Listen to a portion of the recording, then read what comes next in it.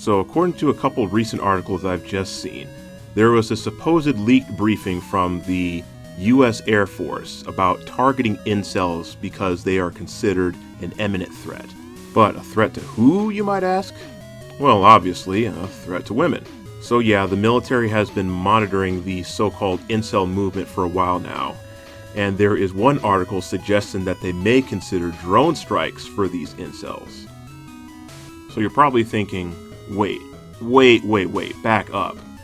They are going to have literal drone strikes, wasting valuable taxpayers' money on people who just can't get laid instead of actual terrorists? Nah, to be frank, I don't believe that they're gonna start drone striking random incels. So I'm pretty sure that's just a bunch of BS, but I want you to pay closer attention to the terminology that they're using. So they're going after the so-called incel movement because they're basically just one big easy target. Now, if you think about this, the feminists and the left want you and everybody else to believe that everybody who opposes their ideology is automatically prone to violence.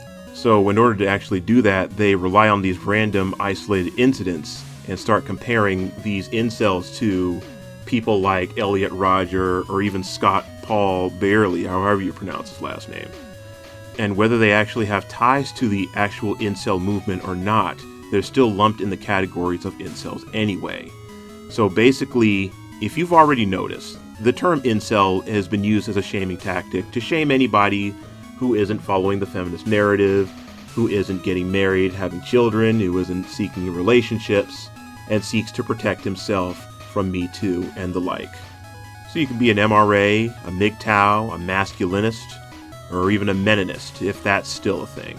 The point is that as long as you're going against the narrative, you're a straight man who's not interested in women, you are considered an incel to them. But yeah, we already know about the clear double standard here. You know, you got the ugly feminists that chant violence against men, commit that violence against men, and you know that they're so ugly that they're not going to be getting laid anytime soon. We don't call them incels, do we?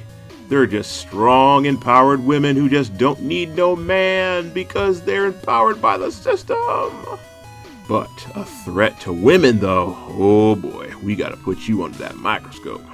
So instead of beating a dead horse here, I'm just going to get to my primary concern, which I do not believe they're going to just start randomly drone striking those who they believe are incels and may just start randomly killing women and so on. I do not believe that's actually going to happen. I believe that whoever's in the military probably just needs some time to kill to wrap some sort of briefing to say that they're actually, doing something, quote unquote. And that's if this alleged briefing in question is legit. So, my concern is that they are watching everybody and anybody who is opposed to the feminist narrative. I mean, of course, they've already been watching us. I'm pretty sure of that. But they're always looking for new excuses to bring you further and further up on the threat level. Comparing you to actual terrorists is just one of them. And to be frank, it wouldn't surprise me if being MGTOW just wasn't enough to protect you in the near future. And with all those executive orders that Obama has passed, what makes you think that they won't round you up one day and bring you to a detention camp? They can make you disappear for whatever reason they want to. And if they need a reason, they can just make one up. So it doesn't really matter whether you're in the US or the EU, because they can still come for you at any time they want. At least in the EU, they're blatant about taking away your freedom. In the US, you only have the illusion of freedom. So the enemy slowly but surely encroaches upon our territory, and we back up little by little, giving them some land, as we move our backs closer and closer to the wall. So when they make the violent revolution inevitable, we may not even have the guns to fight.